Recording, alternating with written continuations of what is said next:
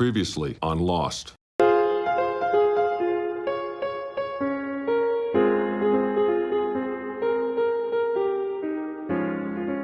Greetings, Ron Smalek. And Fellonius the Wizard with Previously on Lost, Season 4. We are episodes 4, 5, and 6. Yep. Eggtown, The Constant, and The Other Woman. I don't have many YouTube comments to talk about this time because we just recorded the last episode a couple days ago, and the last one hasn't aired yet, and the one 2 times ago just aired. So, but that's fine. You guys will catch up to us and hopefully leave us some comments. Yeah, and as you probably all know, that since we are having time zones with 7 hours apart, we need to record every time we are able to, due to work schedules and stuff. Well, and we can't wait to record because you shouldn't say that. We're having fun. We could be finished with this season by now, and they don't know it. Oh, that's an idea. But this is where we're going to talk about 3 more episodes, and Fellonius, this is where I do things that Oxford frowns upon. Are you sure about that? Yeah.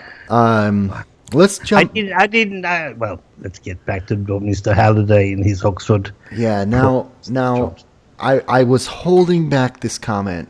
I've been holding back this comment since I looked at the season 4 box. Because.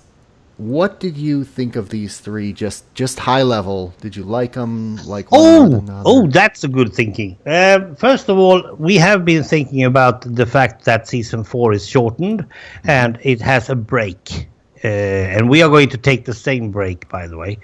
Yeah. And that break between number 8 and number 9 is going to change a lot. Up to that point, it feels everyone thought that it is going downwards. It's not moving with the good pace and all that. And I must agree, in the first 3, I totally agree with that. That was not what I wanted. But this time, there are details. There are 3.2 millions, not 3.5 and all that. Mm-hmm. That really makes me, I like this. And if I like this and this is bad, I'm going to be very happy by episode 9. So I've been holding back this statement, and you might have heard me say it before we started this whole thing, but I've been trying to be careful.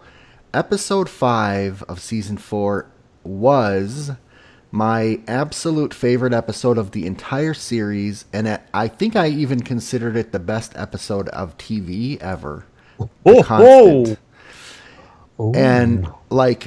my rationale, I remember very clearly at the time. I'll talk about it when we get to that one. But I just want to set that sort of context. Yep. And I gotta say that watching all 3 of these episodes, I wasn't bored, but I agree there were some good details, but it was kind of like they're so far away from where we were in season 1 of what I liked about raw survival on the island, and then who are these weird people and why are weird things happening.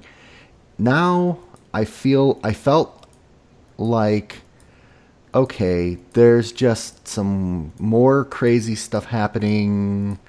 Yeah. The acting's good. I like the new characters, but I just don't know where it's headed. No. So okay, so that's my context.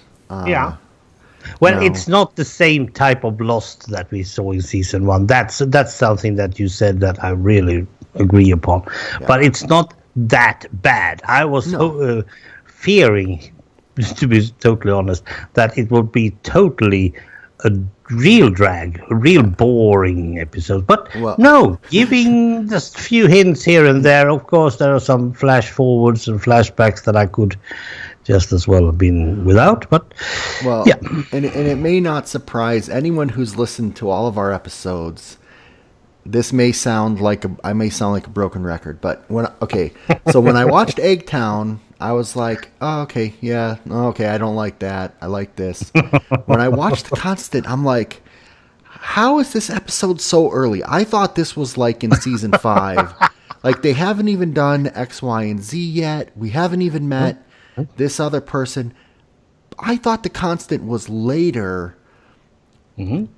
And then when I watched The Other Woman, that's episode 6, right? Yeah, it is. Mm-hmm. I'm like, what the heck? Like, why are they already going to do this, and that? I'm like, this is the finale. I was so confused. I was like, wait a minute. I'm like, did I skip an episode? Am I watching the wrong one? Are you skipping seasons? Yeah. So let's get into Eggtown now. Yeah, let's do that. I read from the disc backside. Kate's need to get information out of Miles may jeopardize her standing with Locke as well as with Sawyer. A stunning flash forward to a Los Angeles courthouse provides a glimpse into Kate's trial. The stunning? Well, that was overdo it. This is one of the this is the most boring flash forward so far. Yeah. Is that all it says? Yeah, that's all it says. Okay. Sorry, except for the last part because that was what I added. I literally, my opinion of this episode just went down from reading my notes about this episode. Yeah. So well, there are some things I like some. Here's the thing about all 3 of these episodes. Tell me if I'm wrong, but last week we talked about, or at the end of season 3, we talked about how all these groups are split up. Yep. And how are they going to get back together? Who's going to be the Oceanic Six? All these logistical questions we've been talking. But I feel like each of these episodes just focused on one group, one story. Yeah. We didn't get a lot of flipping between stories here. No, but they are moving between the groups like it was neighbors. Maybe I only took notes on one group at a time then, because this episode, Eggtown, I have notes on Kate's flash forward. Yep. And I have notes on all the stuff that happens at the barracks with Kate and Miles and that's Ben. That's totally There's okay. nothing else on the beach or any. It's all focused. Well, there should be, because there's no heli on the ship. Yeah. All right. So where do we want to start? Should we start at the bottom as usual? Kate's trial. You read my mind. Do you have anything good to say? Anything at all to say about that one? Well, so I have. So yes, Kate's flash forward spans all the way to the very last line of the episode. Yep. And well, okay. So the first thing that jumped out at me. So Kate's going to jail pending a trial. Yep. Her mom shows up. Yep. And basically, eventually, doesn't testify against Kate, so Kate goes free, basically, with probation. Yeah, basically. But so how that happens? So first, we find out that Kate has a son. Well, yes. And then Jack comes in and testifies on behalf of Kate, and he lies. Lies his tongue off. Yeah, he says that the marshal died in the crash. So that's a lie we know is the lie. Yep. And he said that 8 people survived the crash of the plane. We know that's a lie. Yep. And he said that Kate saved 6 of them, and basically that he doesn't love her anymore. Yes. So why they have this big lie, I don't know. No. But if it is like most facts, if everything is a lie, he still loves her, and if he loves her, he would lie for her. Yeah, but it's just interesting how why only 8 survived and she was able to only save 6 of the 8. Like, why that particular lie? I'm really curious about. So more questions. Now, who is her son? So Kate and Jack talk after the trial. Yep. Jack wants to be with Kate, but he doesn't want to see the baby. And so Kate says, when you're ready to see the baby, then we can have dinner. So is it Sawyer's baby? Is it Jack's baby? Like, well, it's not Jack's baby. That's something that I have confirmed myself. Well, that is, I get the feeling that Jack isn't interested in a family life with a baby that isn't his own. And I think they have never conceived, so it can't be his. Yeah, well, and he's not like. So the vibe that I get from him is that he is angry at something, and that's why he doesn't want to see the baby. Like, there's a reason he doesn't want to see it. Like, the only thing I could think of is like, okay, is it Sawyer's, and he's mad that it's not his? But that doesn't even feel like a deep enough issue. So we get to the end of the episode, and she gets home, and she's putting the baby to, or no, she's waking the baby up. Yep. He was in bed with the nanny, whatever. Yeah. And she says the baby's name. Aaron. So that's Kate's baby. Yeah. It might. I'm sorry. I'm sorry. I'm sorry. That's Claire's baby. Is it Claire's baby or is it her own? So why? I mean, I don't think she would have called her own baby Aaron. The showrunners, that would have completely confused us. That would be dumb. Yeah, but it is possible. Sure. I didn't go beyond that because that baby that she woke up is not a baby as such. It's a young kid. Yeah. Yep. But he's like 2.5, 3 years. Well, they've been off the island for a while, I guess. Yeah. Long enough to have Jack not want to go back and then want to come back. And I mean, I think it's Claire's baby. So what? How? So obviously they did something and Claire didn't make it. But her baby did. Might be. And why are they lying and saying it's her baby? Like, because they don't want to tell the truth about Claire. But what happened? Like, you get where yeah, I'm we going. don't know yet. Yeah, but that's just guesswork. Yeah, so but I have doubt about that it's being Kate's own real baby. That is. No. So I'm going with it's Claire's baby for now, and I'm convinced. I mean, that's the kind of twist that they would give us. But I just feel like there better be a really good reason for all this, because this is really outlandish stuff. Yeah, and annoying. Yeah, actually, that is true. But there are 2 points of interest still. First of all, the fact that Kate went to trial. She is obviously she's turned herself in.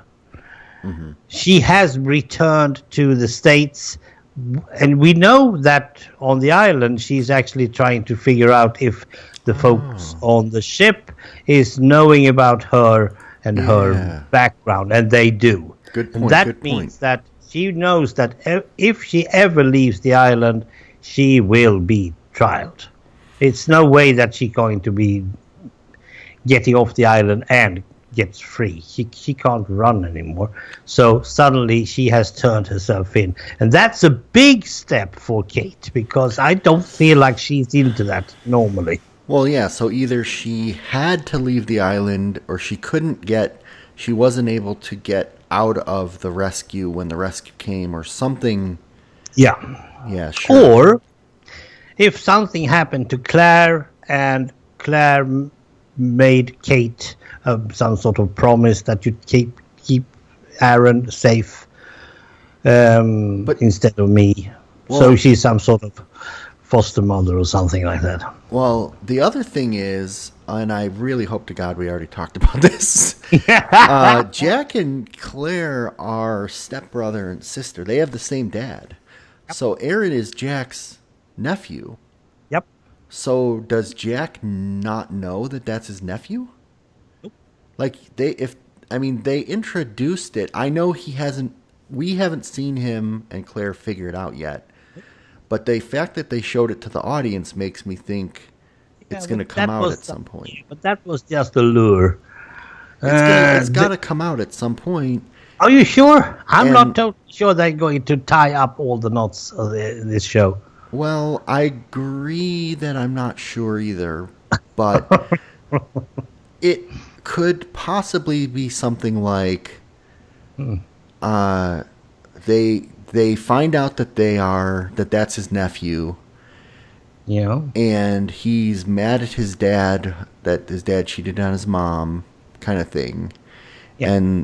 And somehow his dad is more important than we've been shown so far, like I theorized before. And And from day one. so he doesn't want to see Aaron for some reason with his dad. I don't know. Anyway, I'm done with the flash forward. What was your second? That was one more thing, but we have been talking too much. Hold it. Let's see if I can get that thought again. It's also about. No, it's lost. It's lost. Sorry. Yeah, I mean it. I should have noted it, but I didn't. Probably. It's okay, now I guess we should ask this. So what does this flash forward, how does it tie into the episode? It's what you said about her wanting to run from rescue. Yeah, it feels like but it feels like Kate is suddenly realizing that she's been running, and now the whole island knows that she's been running. She has to somewhat make a choice between not being able to wash her hair every day, that is living on the island, or to be able to wash her hair every day, that is living in the States. It feels like that's all she do, making trouble and washing her hair. So, yeah, I don't like her. But it feels like she's now in the break point where she needs to be deciding this stuff. And she's not good at deciding stuff at all. She just throws herself into it and hopefully get something out of it. And the fact that she's going against Locke makes this something important. This is really important. And she doesn't feel like she has any respect for Locke either. Well, so it has to do with the later part. Oh, now I remember. Now I remember what I was thinking about.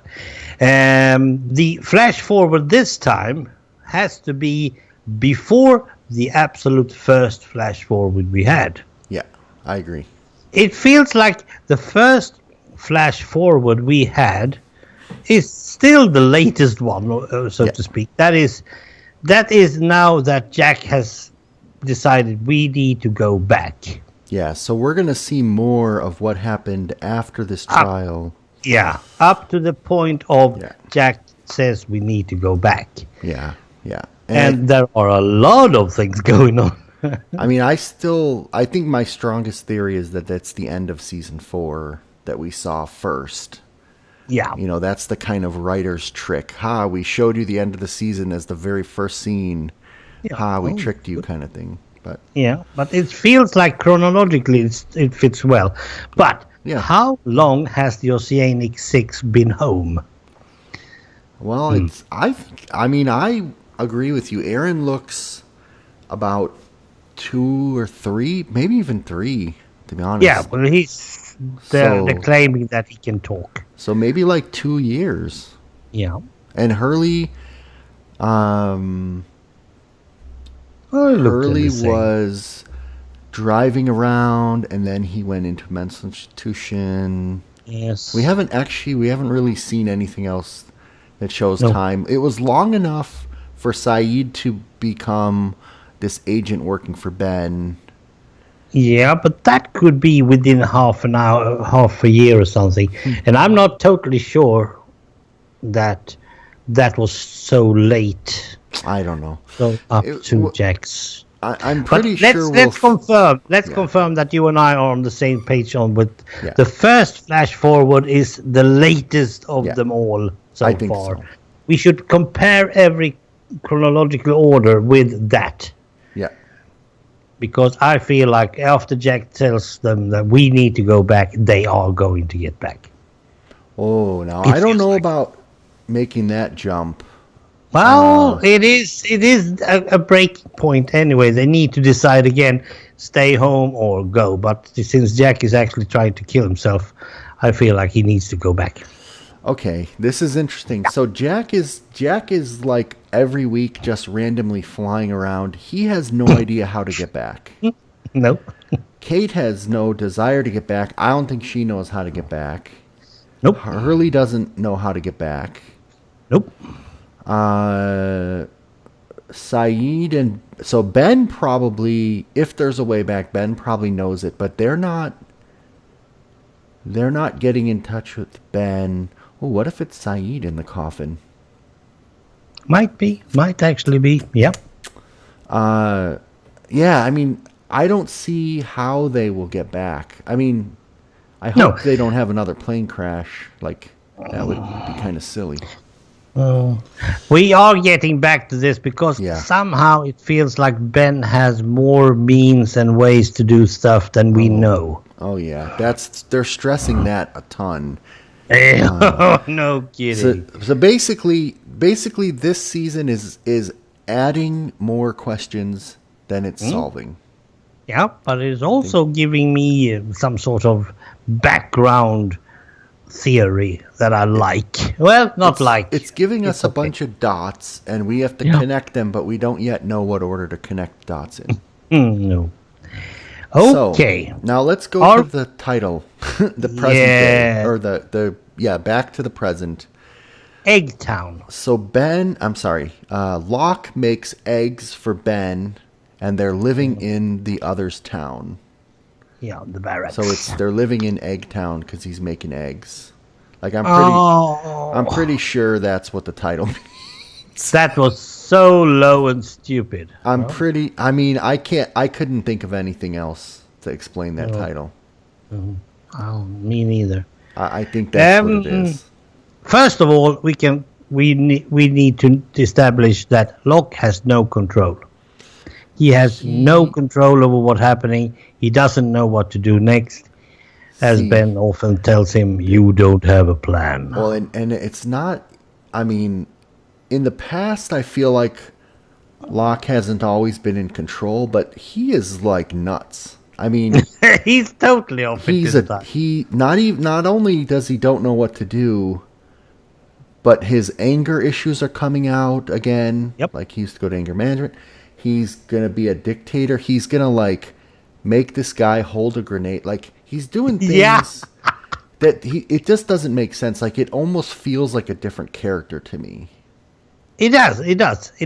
Because he thought that he was getting closer. After he'd been shot by Ben, he thought that he would get closer to the island. And he's further from it than he's ever been. And he can only blame the writers. He can't blame himself. Well, you're saying that from his point of view. Yep. So he can do things about it. I mean, he's not going to find the island by going to live in the Dharma buildings surrounded by the Dharma stuff that the island doesn't like. He's like going the wrong way, and Ben is just totally screwing with him and taking advantage of it. Yes. I mean, this is Locke at what? Like this is the lowest point. Yeah, it is. Actually, it is. This is where you should drop your fondness of Locke. If you have been liking Locke so far, now it's the time to make him disappear from your liking list. No, I say no. He's the only connection with the main character, the island. So I need to have Locke still there. But he's going on idle, I can tell you that. He's not having his engine running at all. He's not taking actions to bring him closer to the island. That's the thing. He's not seeking the island. He's just... Now he's trying to defend them from the freighter, that ship out there. Suddenly that is his main concern, and I don't understand why. By going in... So these people... So what I have in my notes is these people are just chilling at the barracks. They're just making breakfast, hanging out. They're just sitting around having sex and, sitting on the front porch chit-chatting.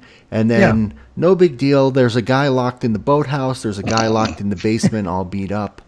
Locke is going nuts like, that's fine. Yeah, that's normal. And any moment, the ship is going to come and wipe out everyone on the island. But we're just going to hang out in these houses. I mean, it's really... I think intentionally so. Making me feel really irritated. Yes. So I guess I didn't like this episode. Just to irritate Ron Smalek. Absolutely. But you have a point. You have a very fair point on this one, because it feels like they are not doing anything. And still, they are the main character to... I mean, the beach people are just trying to connect with the ship and get out of there. They are easy to think of, except for Saeed, who is already there or should be. Yeah. But these people, the barrack people, now there are too many groups again. Well, they are not doing much. And keeping Miles. Well, Locke's idea about keeping Miles is that Miles should be spilling the beans about the ship. Now, Kate takes Miles to Ben. This is cool. This is a real cool thing. Yeah, Miles. How Miles the heck does she do that? Well, she tricked him. She used Sawyer. She knew that Sawyer was going to run and tell Locke, and the two of them were going to run to the boathouse, and meanwhile she could do her thing. I mean, Miles is the highlight of this episode for me. Yep, up to the grenade. And then Miles Miles was actually after Ben, and that is their main concern. Later we know why. But then suddenly Miles tells Ben that I will lie about you. I will tell everyone that you already are dead for $3.2 million.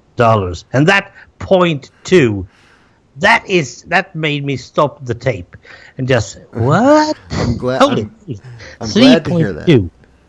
Because we have discussed numbers before, you and I, and this is one of those 0.2 moments. Mm-hmm. We need to know why 0.2, why not 0.3 or 0.5 or whatever points, why not 5 millions? Why does he need $1 million at all? Yeah.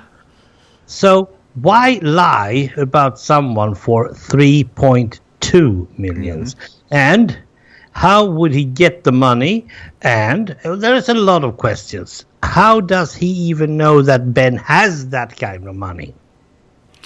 I mean, part of me goes, is Miles really working for Ben and this is like staged? Or, yeah, that's one thought, yeah. Because, I mean, we are getting things confirmed later on, so I can just say it. Yeah. These 3.2 millions that Miles believes that Ben has, I have to say, yes. I think Ben has a lot of more resources than we know of. He doesn't just own parts of the old Dharma thing. I think he has a lot of the old Dharma thing, because all in the States he have had a lot of facilities, and he's also been able to maintain the submarine and all the flying stuff and all the tickets and clothing and all that. That costs money. And in this case, it's not ABC Studios that is keeping him alive. There's something else. Ben has a lot of money. He didn't have that when he gassed the Dharma. Well, I think in order... So if I'm going to spoil one of the next episodes too. If Widmore has lots of money and is using all of his money to attack Ben... Yeah. Ben should have some equal amount of money in order to fight back.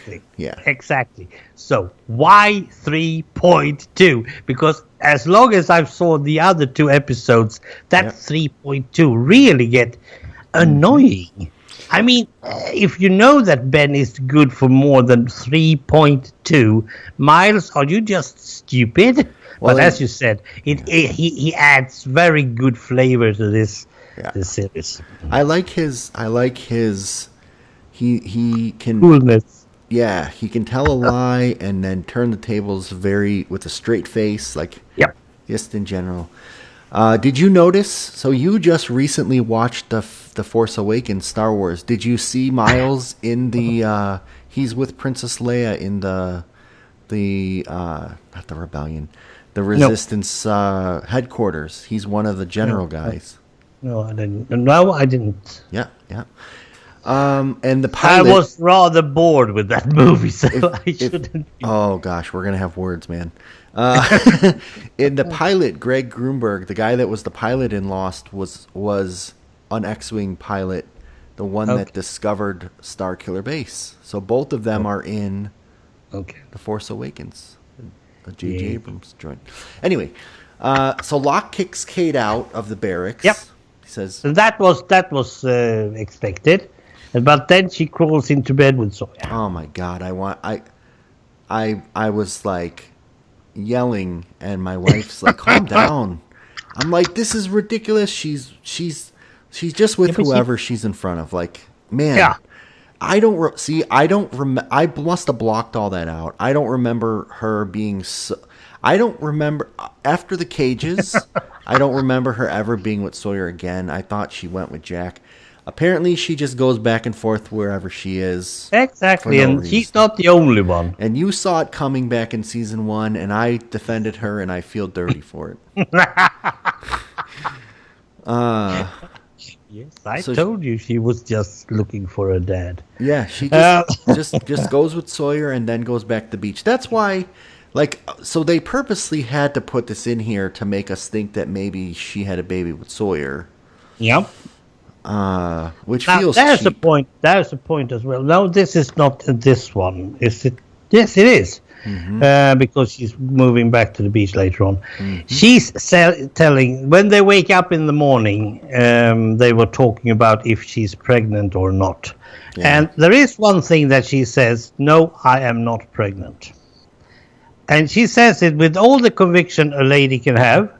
And I must say that was really good. What I have learned of life is that when a woman knows, she knows. Yeah. That is very strange because it's about her private parts, of course, and they know much more about their private parts than we ever going to learn about ours. So, well, the thing is, I believe her. Oh, I mean, having, I assume, never been pregnant before, I'm not sure that she would know. But when a woman does get pregnant, there is a chemical change in their body, yep. And it doesn't surprise me that they could detect it. But if you've never been pregnant and you're not, you may not realize what that feels like. No. So I still say that I go with my my own experience on this one. I totally believed her when she said that she was not pregnant. Yeah. No, I agree with you. I'm just saying. Yeah, but at the same time, we have the flash forward with where they're telling us that she has a boy. Right, and it's like I said, the whole thing is just engineered to trick us into thinking it's Sawyer's kid. That's why Jack doesn't want to see it, and then we find out it's not. It's Aaron. Lost. So the only other thing, which actually is the second awesome thing, and you mentioned it earlier, is they call the boat, and the chopper never made it back to the boat. So what happened to the chopper? Uh-oh. Now, Doc Holliday, no, but Halliday doesn't give us the information. Faraday, sorry. He doesn't give us the information at that point, but he suddenly he realized what might have happened, and he gives it in the next episode more or less directly. Mm-hmm. But that was no heli on the ship. That was... I didn't like that, but it was it really caught me because what might have happened? Right. We know that the helicopter was low on fuel, but on the same, I mean, Frank seemed to be a very competent pilot. If he says that it's enough fuel for that many people, like 3, then it should be enough. But like I said. The chopper made it to the boat in one universe, but in the parallel universe, it didn't make it to the boat, and they're calling the wrong one. Well, that might be, but still we have those 31 minutes. Not 32, because that would explain 3.2. Well, never mind. Well, and then we also get a new name. We get Regina. Oh, yeah, that's true. Haven't seen her, but still, I like the name. I forgot that. Yeah, Minkowski, we get back to him. Was it George? Minkowski, yep. Yeah, Minkowski. Well, that's about it, what I have. Yeah, I mean, me too. Like, I really, that episode felt a little bit light. Yep. But there are these tiny details that adds ideas. Because if you just say 3.2 million instead of $3.2, That assuming that Ben has a lot of money, and assuming that Ben has a lot of money, then he has resources to do other stuff. And it's just like a snowball effect, right? Yeah. So just give me 3.2 and I will probably think that he is Hitler or something. I don't know. I've called him Goebbels already, so why not? All right, let's move over to the next episode if you're finished. Mm-hmm. Mm-hmm. Yep. Need to change glasses again. The one that was my favorite and is still good, but not as much my favorite. Exactly, it's still good. It's a bit off and still not. Okay, episode 5, The Constant. Desmond and Saeed head towards the freighter in a helicopter when they hit some turbulence. In a flash, Desmond is back in basic training at his military base, and then, just as quickly, he is back on the freighter. On the beach, Faraday frantically searches for his journal, and Jax wants to know why Desmond is suffering from side effects. Well, that was a very bad Jack wants background. To know? Yeah, right. Yeah. Jack doesn't know that he's suffering. Saeed wants to know. Faraday is actually saying that there might be side effects. He mentioned it twice. Oh, yeah. Huh. That's interesting, yeah. So it was parallel. So they don't actually know that he's... Oh, no, they do know, because they do talk on the phone, right? Yep. Okay, so do we want to do the Desmond flashback? Or no, we can't. This is one of the episodes you can't do that. You have to really jump back and forth. You're right. Because the main thing is Desmond, and the fact that Desmond has been through this jumping back in time thing again. Yeah. Last time he did that, he met up with that lady, I'd forgotten the name, if you know. Eloise Hawking. Thank you, Ms. Hawking. I suspect that I was thinking, now it's time for her again. But no, this time it's all about Desmond and Penny somehow. It's not the same sort of time travel that Desmond experienced on the island. It's totally different. In fact, I have so many questions. So, okay. So the chopper goes into the storm. Yep. Now, okay, I sillily separated my flashbacks from my main thing, so you're going to have to... No. We can do that, but it's not going to work. No, I know, but I already did it, so I don't know how to put them back. So maybe you take us through what happens. Okay. That was a tough one. First of all, they are a bit off because of the thunderstorm they're going through. And that one is actually probably the island trying to stop them. That's just an idea. And they are like 1 point, well, let's say 5 degrees off on their bearing back to the ship. Yep. I saw. I wasn't sure.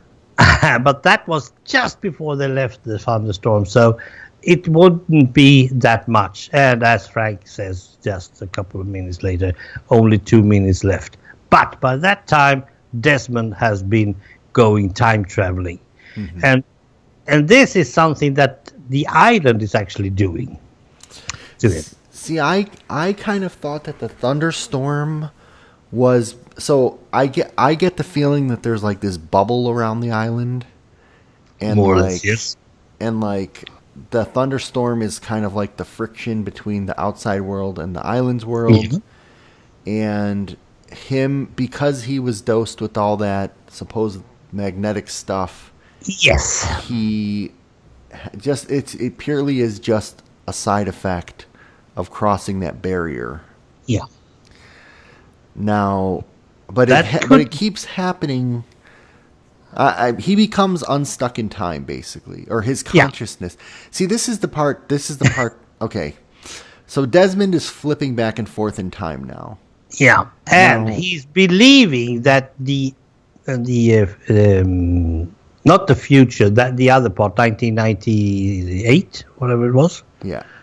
Yeah, that is the real world. That's his main focus. Why every time he gets back to the military barracks, he thinks that this is the real world and the other can't be explained. Yeah, and so because he lost his memory in the real world in 2004. Yeah, the confusing part to me is the Desmond from the past jumps to the current day. Yeah. Where's the consciousness of the Desmond in the current day? Where is it? Yeah. That is actually found. That's what it needs, a constant. The constant is not needed back in the past. It is needed in the present. It's needed in both. Yeah, but if to make the connection, yes. Yeah. But it's needed because it is in 2004 he's going to die. He's not going to die in the past. Yeah. He's not going to disappear in the past. Right. Yep. It is in 2004 he's going to die because George does it.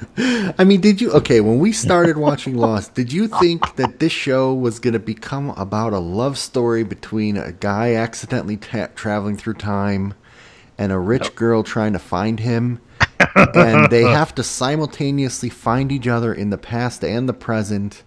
Yep. I mean, man, this was... But this is just a side story. And the fun part about this side story is that the lady in question is the daughter of one of the biggest crooks in the whole series. Oh, man. So that is the part that I like. I don't like the Desmond Penny thing. Not a bit. It's not interesting at all for me. That's my favorite. But that's why. I know that is, and it's probably whole half of USA just loves that part, but I don't, because it feels like they could have removed that and it would have been the same. The thing that they can't remove is that Penny is the daughter of Charles Widmore. Sure. That is the point that I like. I was just impressed that we've really only been with Desmond for, in any quantitative way, for like maybe 8-9 episodes total. Yeah. When we haven't really been with Penny at all. Nope. And yet in that very short amount of time, like I cared so much about both of them and wanted them to finally connect after he's been trying all this time and missing and running. And they were able to make me care so much that when they actually connect on just a phone call, not even in person, it was so powerful. Yep. And you cried rivers, right? You big old romantic. I mean, it was like, that's impressive writing. And it's such an absurd thing. A freaking guy traveling through time, stuck on an island with plane crash victims that aren't dead. Yep. The dad, like, it's so wrapped up in such a ball of craziness. I just think this is like a really impressive feat of storytelling. Exactly. Yeah, so, it absolutely is. It's a very good written story, but it's not that important. Yeah, and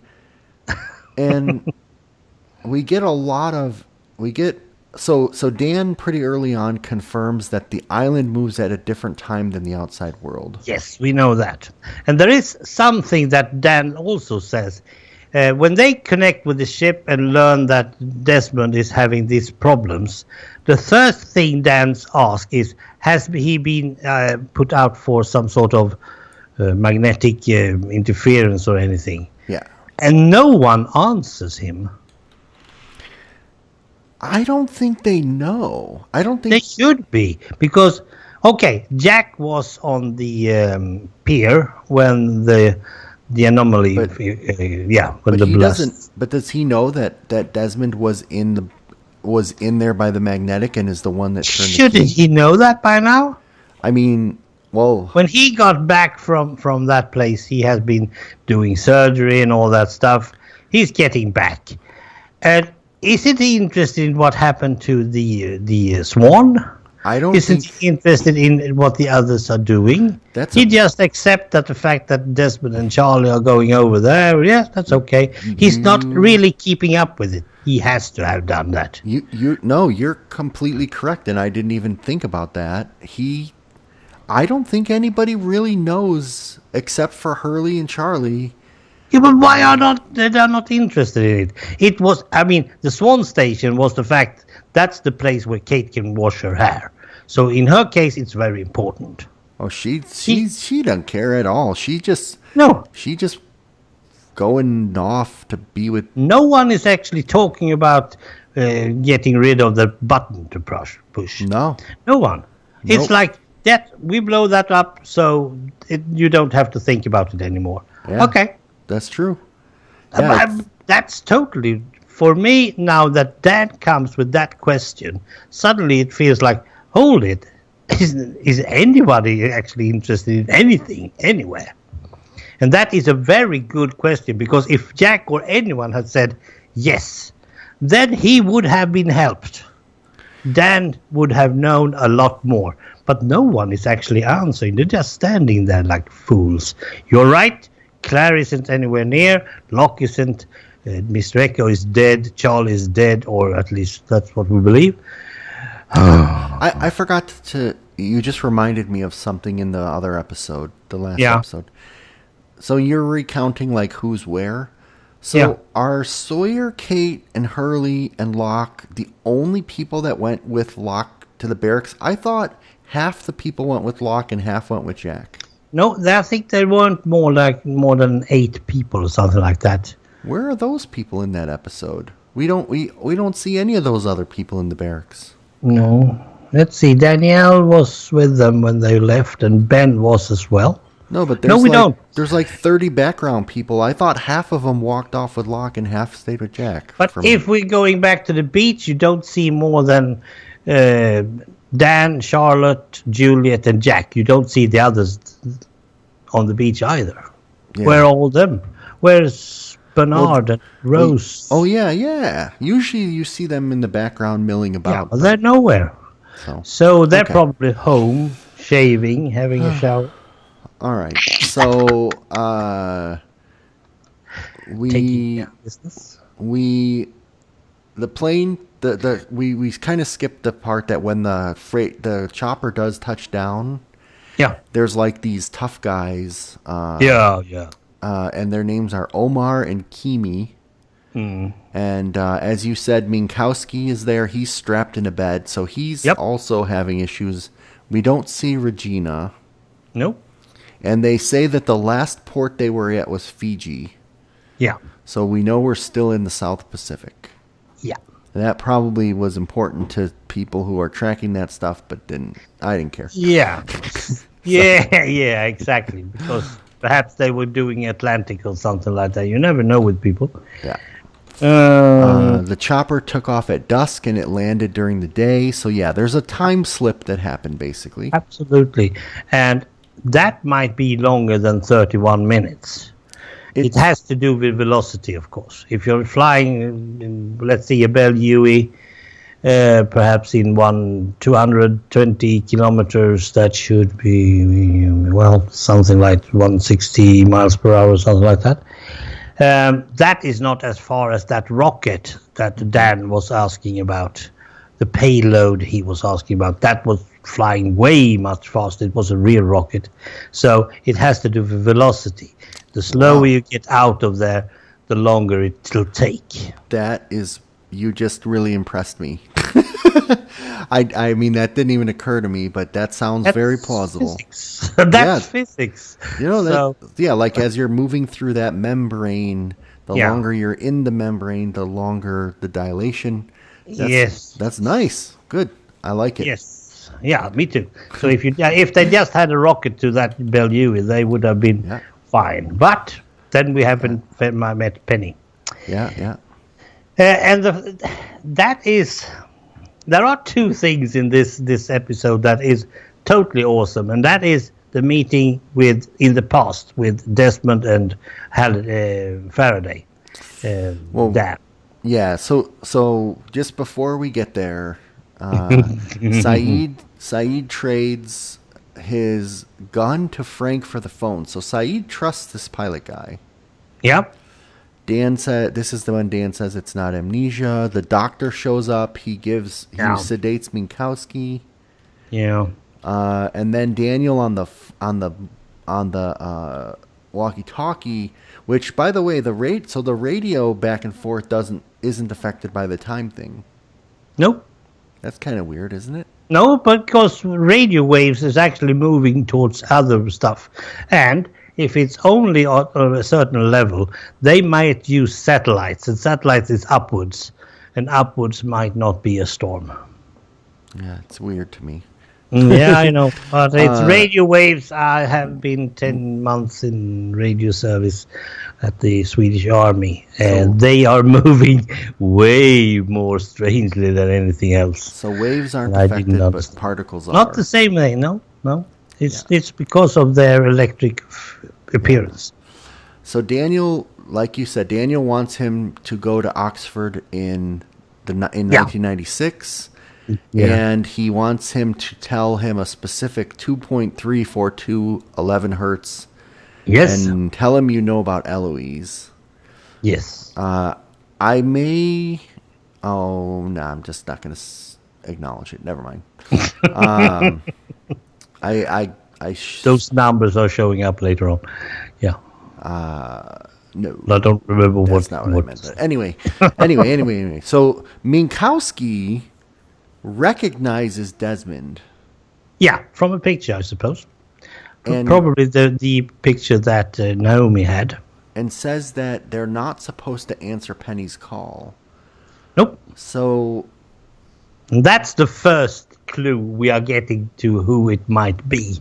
If you're a good guesser at this point, you should be able to know why Penny's calls are not going to be answered. Yeah. Who is getting that order? Well, there has to be someone who knows Penny. Right, and that kind of explains why Naomi maybe had the picture, so she would be able to kind of recognize Desmond. Yeah. And Penny, for that matter. Yeah. So now we basically have a different flashback, like you said, where Desmond goes to Oxford in the past to meet Daniel Faraday. And this is where the whole consciousness unstuck in time gets explained. Yes, with a rat. Yeah, it's good. I liked it. I mean, I like that. That was almost believable. Yeah, I like that theory. So I've seen a lot of time travel stuff. I don't know that I've ever heard this particular twist on time travel before. No, this is really good. No, not me neither, but I haven't studied it that hard. Sure. But if we are just for the fun of it, taking our Time Lords in Doctor Who, they are just traveling in a TARDIS. They need a physical object to be able to move in time. In this case, the mind can travel, and that is even more believable than a TARDIS. I do like it, except for if my past mind jumps into my current body, where does my current mind go? That part, shouldn't they switch places? If you're going backwards in time, you are actually sharing your memories, so that's okay. But your current mind in the past must be put on hold somewhat, otherwise there'll be memories back in the past about having a visitor of my own mind from the future. Mm-hmm. Oh, this is no. This is nothing but loss. So the first time that he was in the army, the first time he went through that, did he suddenly flash forward to the ship, and that's why he got discharged from the army? But for some reason, he didn't remember it. When he got to the present, he didn't remember that that's what happened to him. No. But the second time he changed. Yeah. So did he change time, or did this always happen? That's my question. Yeah. No, I doubt that they have the ability to explain this, because this is a writer's thing. They suddenly realized they needed to do this. This is nothing. When they started jumping with Desmond the first time, they just tested it, see if it was believable for the audience.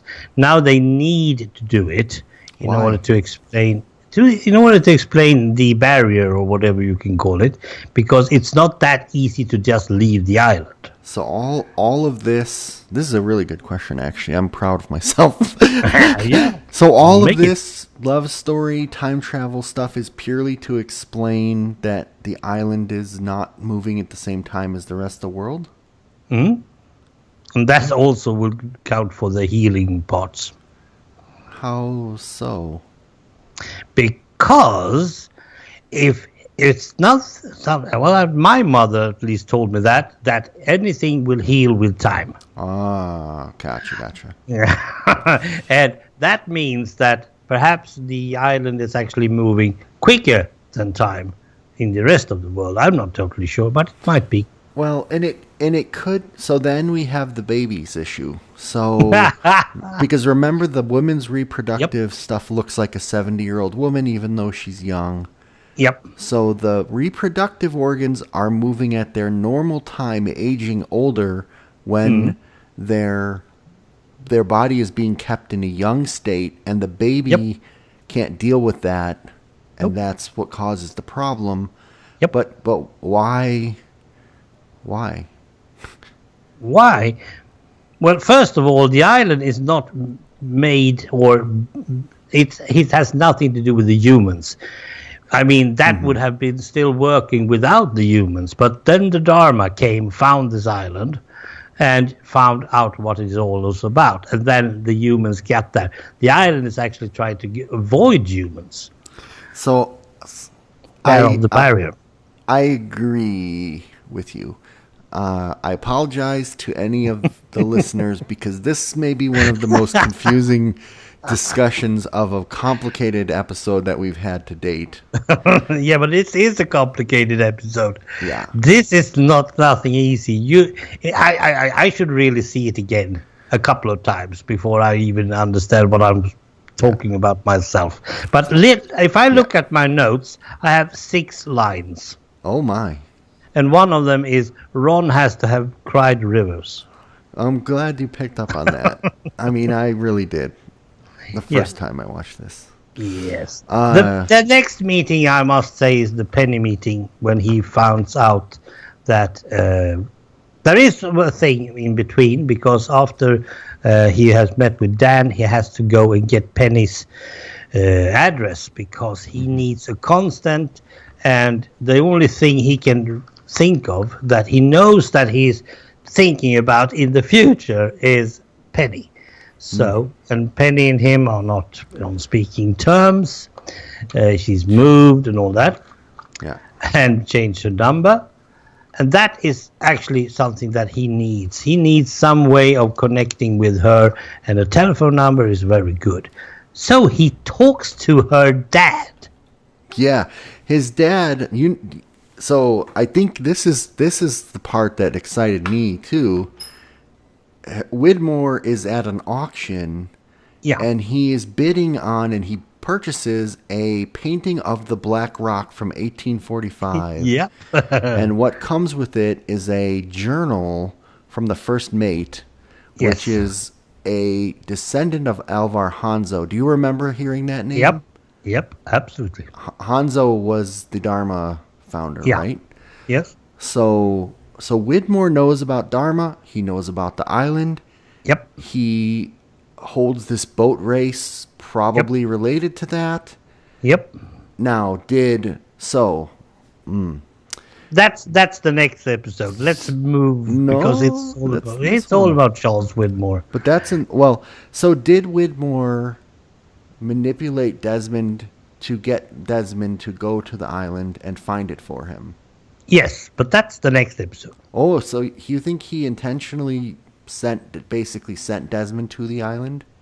Well, more or less, because he's been making the routes for that sailing competition. He has done a lot of stuff in order to getting Desmond out of his hair. That's good. But I mean, I even guess that Libby was connected with Widmore and the boat. Whoa, that is a more complicated scheme than anything Ben has come up with. Yep, I'm going to have to write down all the connections on that one. I know, but at the moment, no. I mean, I don't think Widmore intentionally sent Desmond, but it is an interesting way that it all tied together and happened. Yeah, but Widmore can at any point go and see who has been getting into the race, that boat race, and he can see Desmond's name, Desmond Hume. That's nothing. He knows that name. And he can say, okay, so he's out there because he is now going to see everyone who is competing in that race. He's going to keep an eye on, a fix on the by satellite and all that. He's also going to have ships out, which we have already met. Basically, but that's he's basically just using them to cast a wide net and hope that one of them runs into the island. Now I got you. I know where you are. Yeah. And this Hanzo and the Black Rock, like, this is all getting really complicated. Yeah, but that's 96. In 96, he wasn't on the ship. He wasn't on the boat race. In 96, Widmore didn't know about the boat race. So, Desmond is nothing. Desmond at this point is nothing. He's out of his daughter's hair. So, Widmore has no interest in Desmond at all, and he also trusts his own daughter that she won't connect with Desmond again because he was a coward and didn't want to marry her and all that stuff. I'll just correct one thing. I think that the boat race has been going on for many years. That might be so. I don't think he intentionally connected it to Desmond, but no. I do think it was happening. I mean, doesn't matter, actually. It really doesn't matter either way. But feels like that was the first time he'd made that boat race, but okay.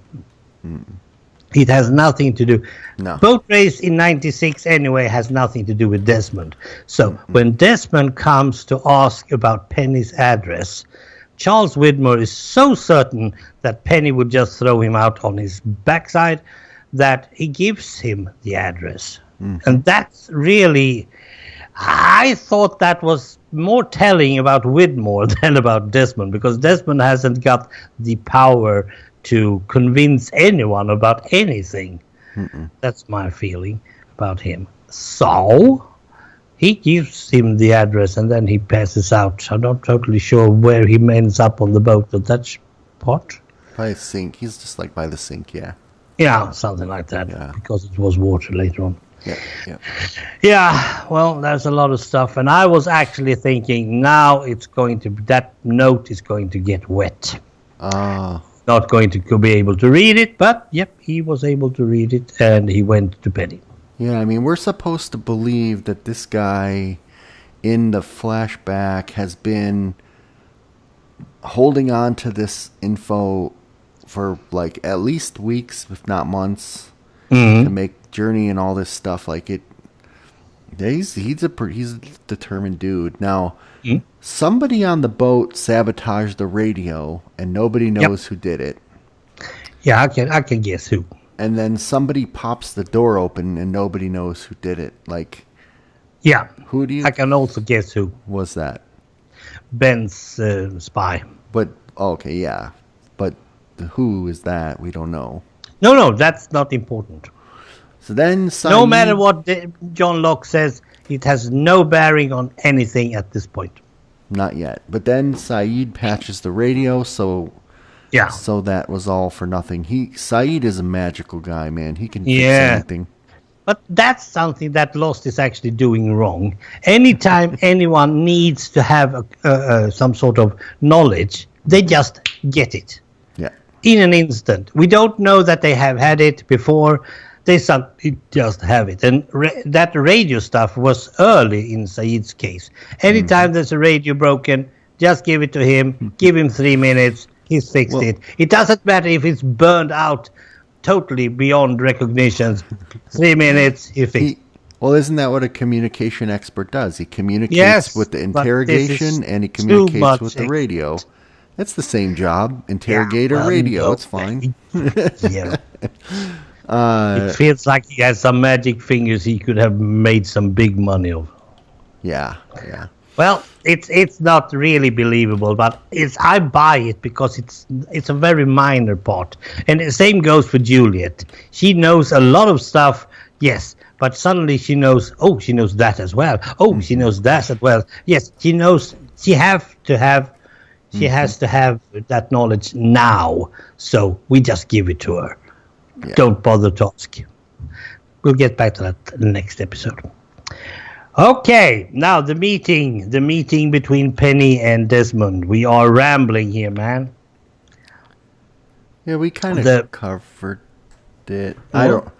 It's such a beautiful moment. I mean, you think so?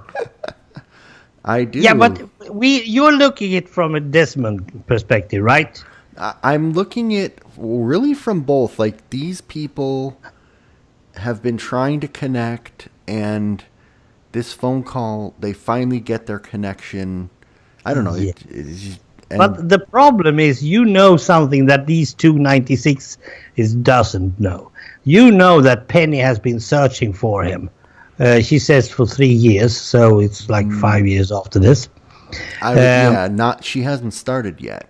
No, she hasn't started yet. Right. So this Penny in 96 is nowhere near interested in Desmond, because it was rather early, let's say half a year or so, that he broke up with her. Right? The phone call starts her looking for him. That's what makes her start looking for... What? Yeah. Which phone call? The Christmas Eve. No. Yeah. That's present. She has been starting way earlier than that. She says she's been... that's right. Eve. That's right. She says she's been searching for him for 3 years. That's right. And she references that when I talked to Charlie, blah, blah, blah. Yeah. Yeah, that's right. So she talked to... Don't mix this up now, man. No, but 96 Penny doesn't know about her wanting him. And the 96 Desmond comes in through her door wanting to have a constant in 2004. He doesn't even want her at this point, because he knows that he can get her in 2004 if she just keeps her number and gives him that number at the point. But yeah, and I think in order for this to work out, the call with Charlie in her timeline happened 3 years ago. In Desmond's, it was just a few days ago. Are you sure about that? Well, if she's been searching for 3 years, that means that the flash from the island, the thing that signaled that polar station, was 3 years ago. But to Desmond, it was just 2 weeks ago. No, I don't. Well, we can be arguing about that time thingy, but I don't think it's like that. I think that the Penny, the polar station, and all that is in present day. But she has been searching for 3 years before getting the signal. Yeah, I guess so. Yeah. But what caused her 3 years ago to start searching for him, and why? Well, that we don't know, because that is something else. Yeah. Yeah, and why monitoring a polar station for a... Yes, among other things. Potentially what we're going to see is that she finds out that what her dad is up to, and she's trying to piggyback, and he's using her to piggyback, and... Yeah. Okay, so... If we ever get to that even, because as I said, it feels like we are talking about the parentheses. It's just a small part, and it's not that important. It's more about the island's ability to disrupt everything. I was asking about this in our last episode when I said I want more from the island. This is what I feel. This is the island actually trying to disrupt, and these two, Desmond and Penny, is disregarding that, making a force towards that. That means that Desmond is now free from the island, being on the ship. But that doesn't mean that he's free from the island. But I just can't... I mean, I think he is a key catalyst or turning point for the island. I mean, because Eloise Hawking was really adamant that he had to go to the island. He had to do this stuff.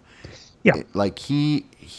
If he didn't, then Widmore would never have found the island. I don't know. It's all very confusing. Yeah. But who it's is actually good. paying her?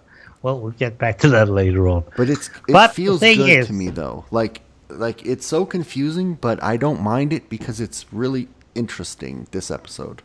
Yeah. The greater human perspective, it of course makes all those romantics out there, oh, finally we get a human touch of this story because they have been needing that so long. Mm-hmm. I haven't. There are a lot of human touches if you just look. I think I said it before, like, if there's a sad moment, I'm kind of like, okay. But if there's a hope, if there's a moment where people have hope, and then the hope pays off, or pride makes me cry, like somebody who genuinely proud of something.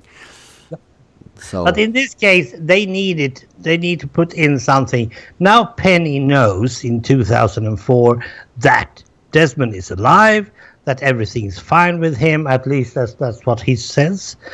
And now she can intensify her search. She might even be able to pinpoint the ship and, as you said, get on piggyback on her father and all that. That is what the audience is set to believe. And it might not even happen. There might even be nothing near it. Yeah. And that's going to be interesting. Now, we have been talking a bit too long. This is going to be a 2-hour if we're not stopping it. Okay. The other woman. Is there anything you need to say about this episode, man? Nope. Episode 6, The Other Woman. Yeah. And this one was pretty obvious. Yeah, kind of boring. Yeah. I'm trying to see. I shouldn't say that. No, you shouldn't, because it had a lot of interesting stuff. Yeah, you're right. But it's about Juliet, and that's make it boring, I know. No. So my problem with this one, so first of all, I thought this whole... Shouldn't I read the back? Yeah, do that. Good idea. Good. The other woman, Juliet, receives an unwelcome visit from Harper, who gives her orders from Ben to track down Charlotte and Faraday and stop them from completing their mission. And why are they saying the first name with the lady and the last name with the man? Well, never mind. By any means necessary. Meanwhile, Ben warns Locke of an insurrection and offers him an enticing deal. Finally, I would say. That's it. So, I think I said at the beginning, like, I felt like this one happened too quickly. You think so? Well, I mean, I thought that, so, this is their real, well, is this their, okay, Dan and Charlotte, is this their real mission to make the gas inert? Nope.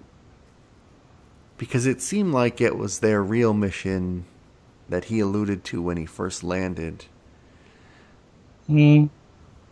And basically they're coming to the island to turn off the gas so that Ben can't use it again. Yeah. But they also have the control over it.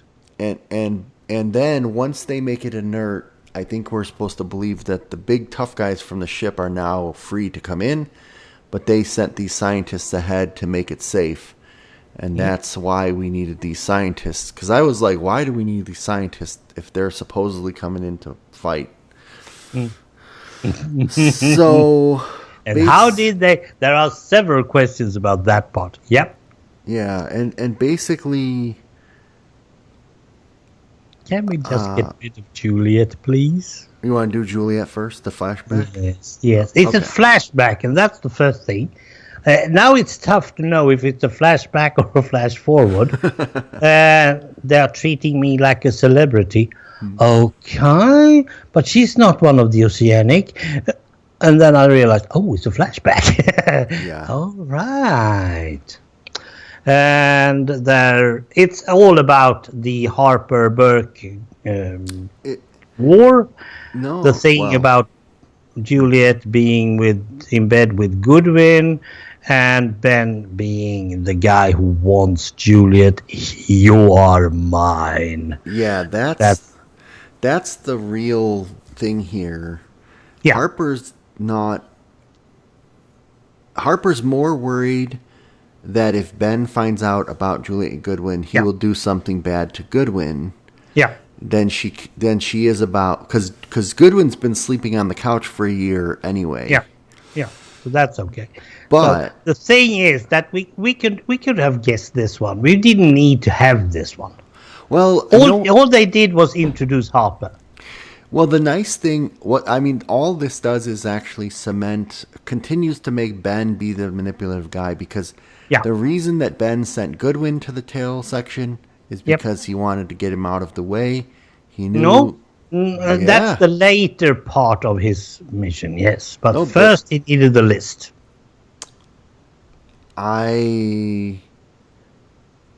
Sure.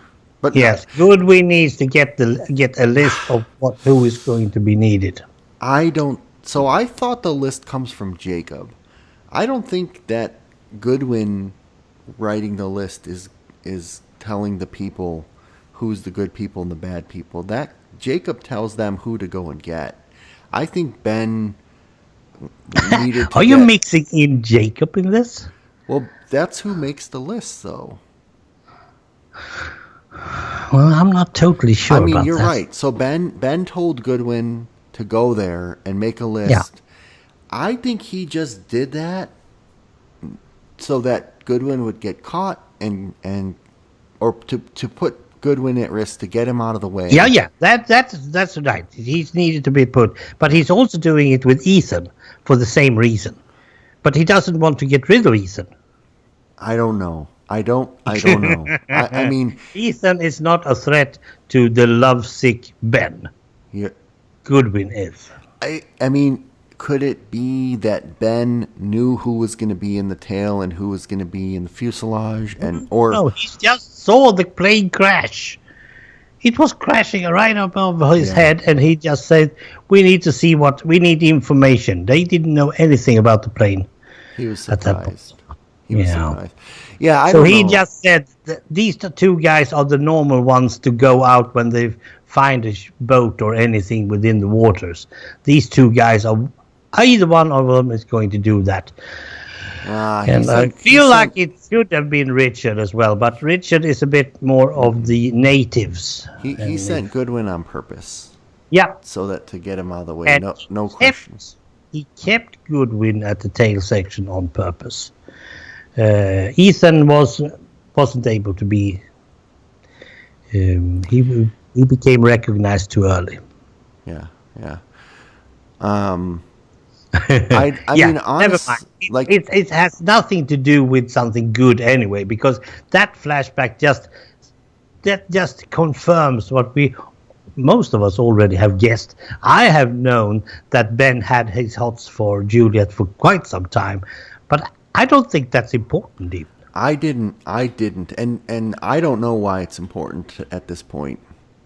It's not.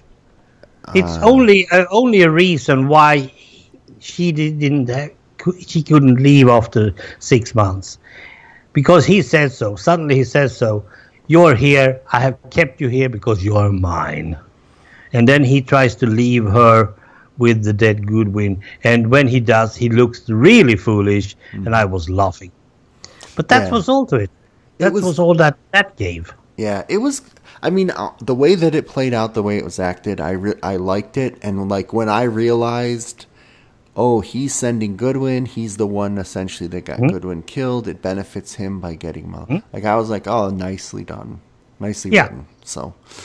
Yeah, and that means that he has so many people to rely on that he can offer. He can just make sure that guy goes away. He can be replaced. That's also something big to think about.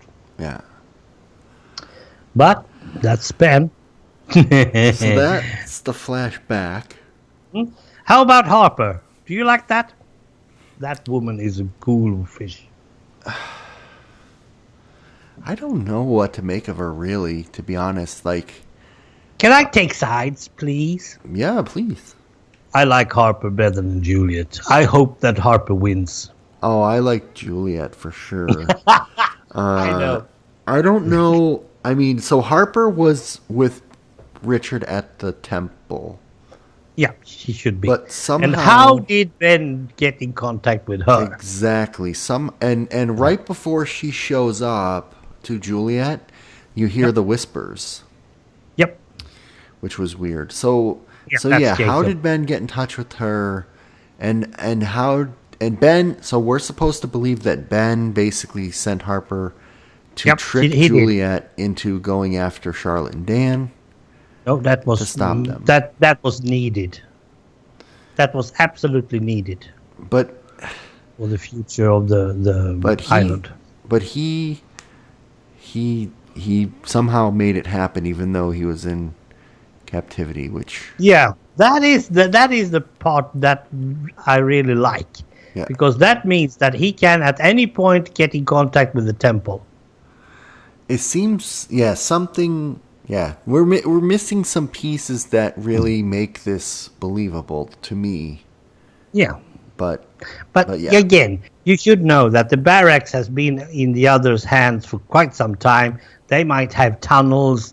They might actually be, as Harper said, Ben is exactly where he wants to be. Well, and that's pretty interesting too, because he's willing to take another beating and be locked up again. Yeah, but he knows that he can make Locke do whatever he needs to be done for the island's sake. Yeah, we'll get back to those two later on. Yeah. But the fact is that Ben wants to be there. But he tells Locke that if the others would want him back, they would have stormed the camp ages ago. And that is a lie. He has been in contact with them all the time. Yeah, good point. Yep.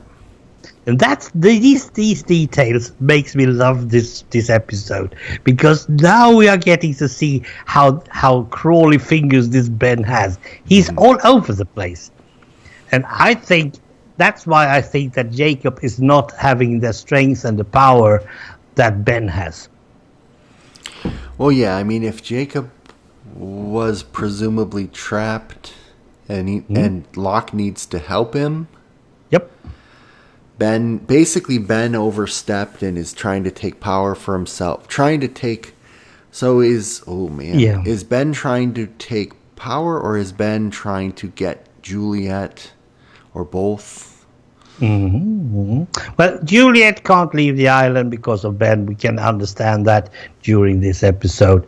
Yeah, right. She hasn't actually been saying that she wants to leave the island.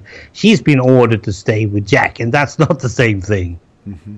Mm-hmm. So she's bound to the island. She's not one of the Oceanic Six either, so she has nothing to do with that. And we don't even know, because if she has been having more contacts with Ben, I mean, she can just go out in the jungle and get back, and nobody's actually missing her because Jack is actually looking at some other girl or is asleep. Mm-hmm. So they can move about how they want. And suddenly they can move fast through the jungle and all that, except Kate, who suddenly need to go slow, and well, you know how it is. And gets hit. It was nice when Kate got hit in the head by Charlotte. Yeah. That was nice. There are some other things. Yeah, I like that. I really like that. She could have hit her harder, but she was sorry afterwards, and I didn't believe her. The thing about the Tempest.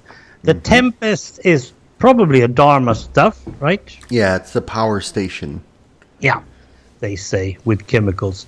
And we get some sort of... I get electrical burn. Goodwin says I can see a chemical wound when I'm... Well, they know about that stuff. Yeah. And I didn't really care for that other one. But how does Charlotte and Faraday knows about the Tempest? This is when it gets important. And now we're going to talk about Widmore and Dharma and Ben. And let's leave that darn Juliet aside, because she's totally useless. How did Faraday and Charlotte know about the Tempest? Well, I mean, obviously, this is that's why I said I think this is their mission. All they brought with them was the gas masks. That's a present. But how did we end up here? Let's see if we can get the puzzle pieces together. Widmore is the key to this thing. The Widmore has somehow made Faraday and Charlotte know about this Tempest stuff. So the implication is that Widmore knows that Ben used gas to destroy Dharma. Yes, in order to know that, what connection does Widmore need?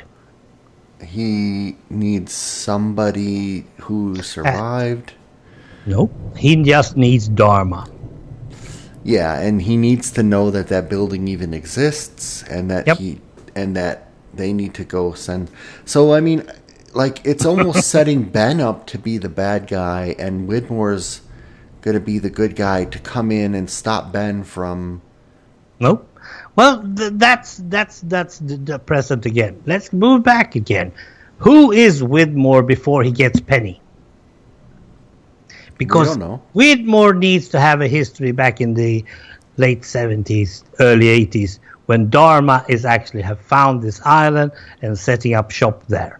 This island was totally free from anyone human until Dharma came. Oh, so you're thinking we're going to get a Widmore flashback to when No, he no, no, was no, working. we're not. No. Okay. He might be, but I think Widmore had some sort of connection with the Dharma Initiative, but not on the island. He might just been a clerk in an office somewhere, but he could also have been some of the founders or someone who is pouring in money into the Dharma Initiative, because Dharma also need money. Yeah. And it just doesn't invent money. You don't go to the bank and say, I'll take all the money you have because I need it. You don't do that. You need to make money or get someone to pay. And now we need to know if Widmore is actually born rich or if he has worked himself up, stepping on other people's. I think he's the bad guy. No questions asked. But that is said from an island perspective. Now, let's say that Widmore has connections and he's getting a lot of information, but not the key information he wants. Where is the island? So I suspect that he has connections with Dharma, but he's not working for Dharma. And you think so? Ben is the good guy. No? Yes, if you're looking from an island perspective, yes. And that's why Saeed has to kill people that is connected to Widmore. So do you think that Ben would have or was planning to use that gas to kill everyone on the island to stop the freighter? Nope. So why did they have to neutralize it then? Because they want to have it. They want to have the power. Okay.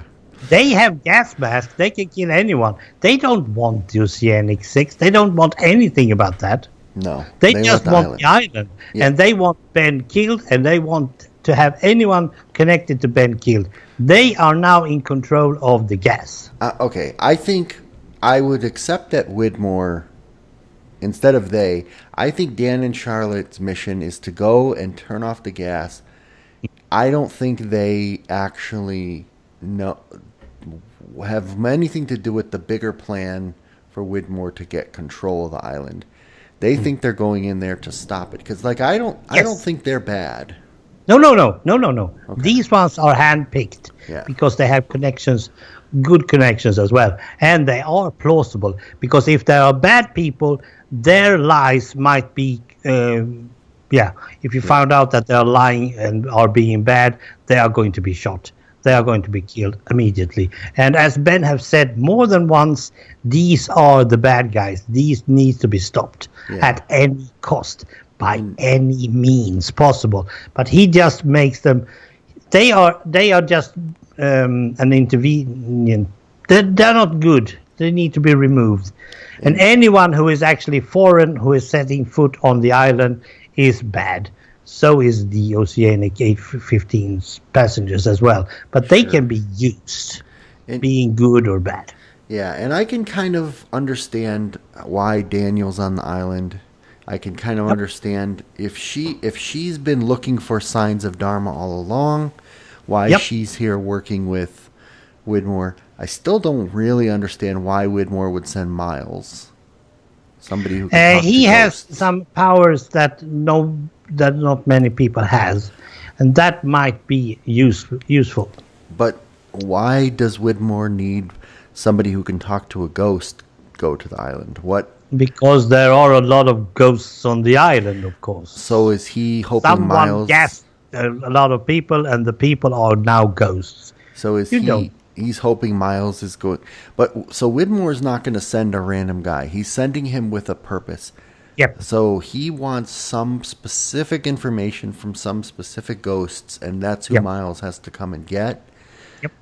So we need to see that actually And happen. Miles might also be very good at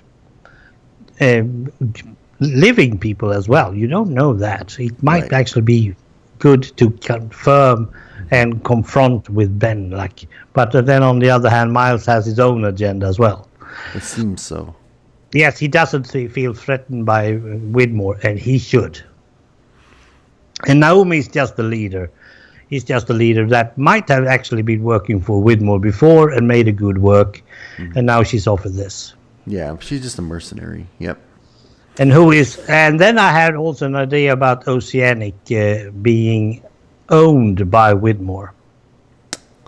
Because then we have that connection as well, good in the flash forwards.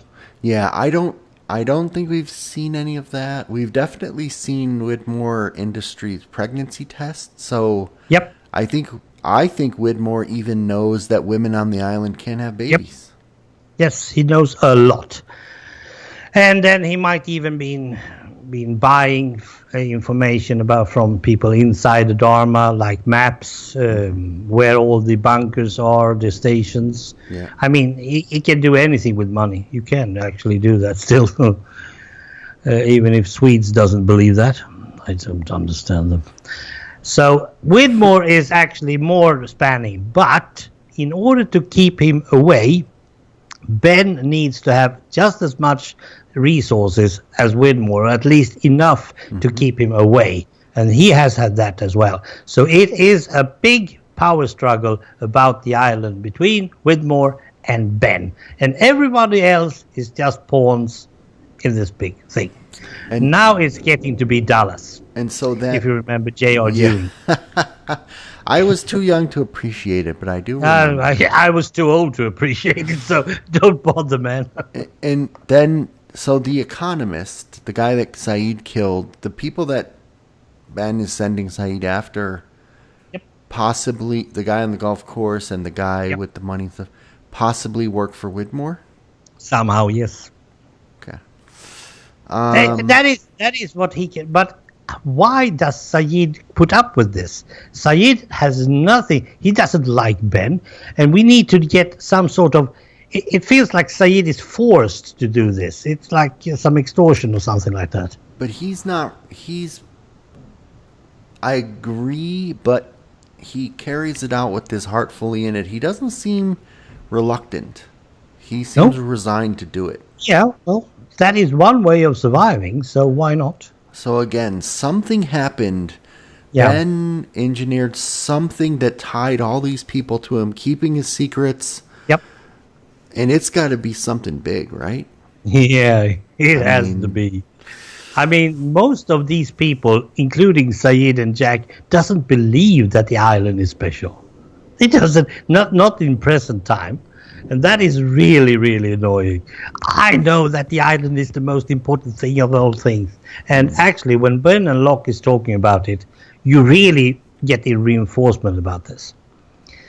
Ben shows Locke a lot of things about Charles Widmore.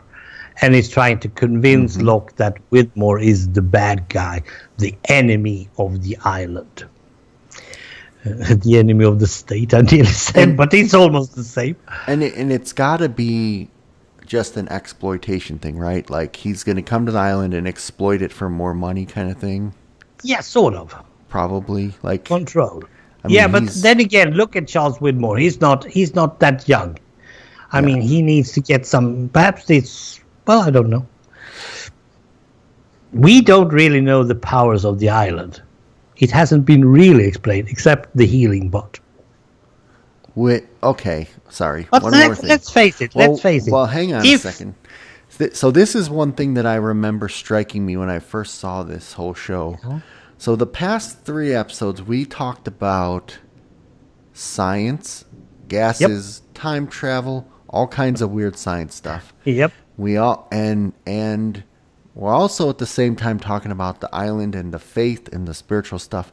And somehow it's all the same, and you can choose which one what lens you want to put on it to see it, either as the island is mystical, or no, and healing people because it's magic, or no, it's just healing people because they're moving at different times.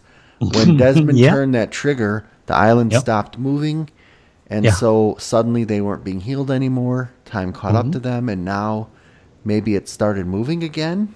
Yep, might be. So, like, that's one thing.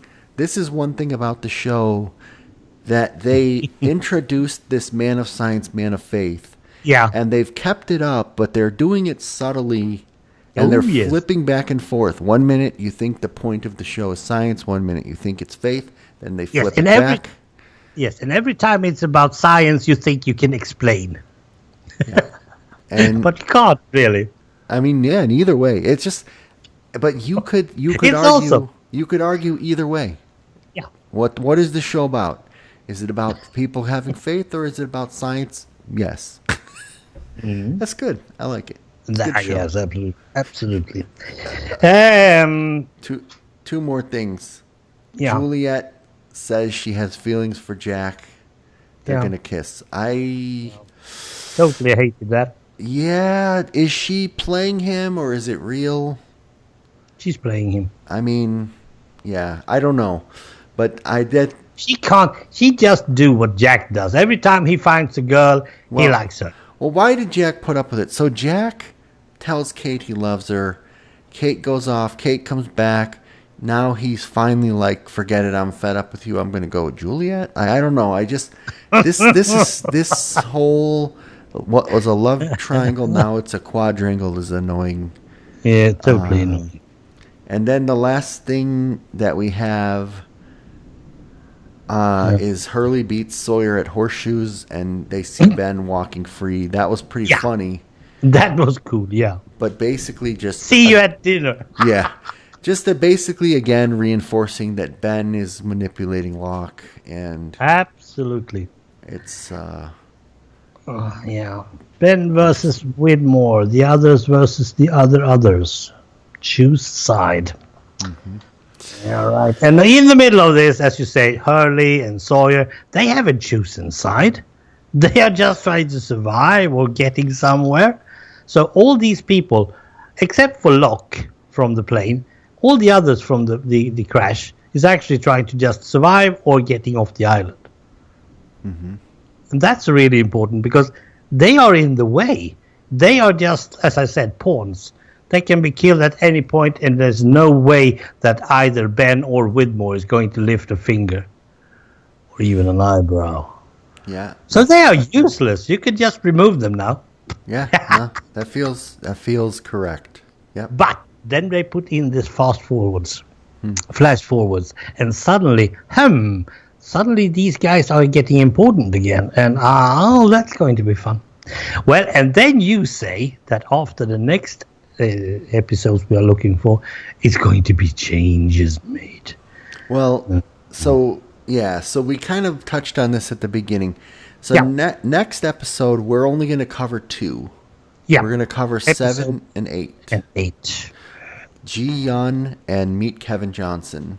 Yeah. And the reason is because when the show aired, only these first 8 aired, and then there was a long writer's strike. Yep. And then when episode 9 comes back, this is when, in order to keep their deal that they have a definite ending to the show and it won't go on forever, they had to have the final scripts and things like that all planned out. Yeah. So now when they come back for episode 9, it's called The Shape of Things to Come, which is also an allusion to the fact that they had it finally all figured out, and now they're going to start moving towards the end. So we're going to do the same thing. We're going to just do 7 and 8, and then we're going to do 9, 10, 11 together. Yep. And then the rest. Yeah. So that's how we're going to do it. So next time, 2 episodes, only 7 and 8. Yep. And perhaps we are going to stop talking earlier as well. There's a lot in these. Well, yes, absolutely. There's pretty important things in these 2. I'm not sure how much discussion, but definitely Well, anyway, it doesn't matter. We're going to cover 2. Yeah, probably. And we are going to try to connect the dots backwards. Yeah. 3.2 million. I still don't get that, but I do it. No, Miles, we still need to figure out. And Frank, is he just a pilot? Why did he want the gun? He's just a good guy pilot. He's probably an old Vietnam veteran or something like that, he's doing his flying because he's good at it, and that's what he's doing. So why did he want the gun from Saeed? Just to get the gun out of play? Just to see if there's some faith between them. You think so? Do you think Frank could be Ben's spy? Nope.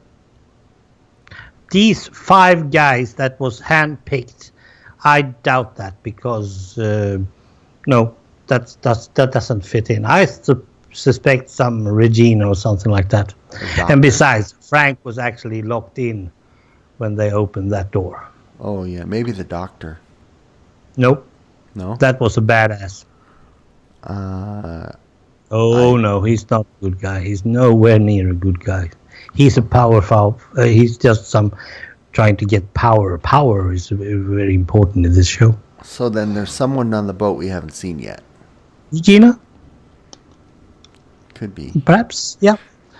Or just some simple deckhand. You don't know. I don't know. I didn't see anyone else. There is one point, by the way. When we flew in towards the boat, I was talking about they not having 2 helicopters. They did. They had 2 helicopter pads. Oh, good So catch. there were 2 helicopters. So Naomi crashed one. Good catch. Good catch, man. And you don't even need me. You're seeing it all. And another thing about that, suddenly, when Naomi flew towards the island, and when the other guys also flew towards the island, they didn't get this problem with time lag, or whatever we're going to call it. You mean Desmond's It's when thing? you're trying to leave the island, you're getting the time problems. Yes. Or is it because of the radiation? Oh, well, okay, hold on. Sorry. I think that Dan Faraday, remember the last page of his journal, we forgot to mention this. Yes. He says Desmond will be your constant. So Yeah, I like that one. So he goes in pre-armed knowing that he might have the symptoms because with the Eloise mouse stuff, remember he's wearing a vest. He's being constantly bombarded with those rays. Yeah. So he knows he's susceptible to the effects, but he comes prepared with a constant, which was brilliant, by the way, using Desmond. Yeah, absolutely. Because who's the only person who's going to be in both? The person who came back to get you to begin with. That was good. Yes. But it seems like Daniel didn't have memories of that stuff, and he was only remembering it after it happened. Yes. Which is also weird. Yep. Or it wasn't in the journal before the episode started, and it became part of the journal afterwards. So then we should suspect maybe Miles and Charlotte will start having bloody noses then. Though they haven't been put up with radiation yet. Okay. I think the radiation part has a big deal of it. But then again, George, whatever his name was, and Brian or whatever it was. There were 2 guys, right, who had taken the jetty and went over to the island. And suddenly, when they went back, they felt this problem. They had to have some sort of radiation exposed to them as well. Otherwise, they wouldn't be dead. So what I thought he said, somebody said something to the fact that if you have the radiation, it will happen to you quicker. Yeah. But if not, it might still happen. It just takes longer. Yeah, I think that was Dan, actually. Yeah. So I think, well, in any case, I mean, I think, again, a lot of new questions. And it sort of feels like this is not about our lost people anymore. No, not at the moment, but every flash forward will be, and it is connected to the main frame story between Widmore and Ben somehow. And then we still have Charlie appearing to Hurley. Yeah. There's a whole bunch of stuff that is not fitting together yet for me. So nope. Okay. Totally agree on that one. Well, that was 1 hour and 3/4 of an hour. Jeez. Yeah, we need to get our stuff together. So I propose that we end our little chat. Sounds good. You still around. I enjoyed it. Thank you. Yeah, me too. Bye all. Thank you for listening. Bye.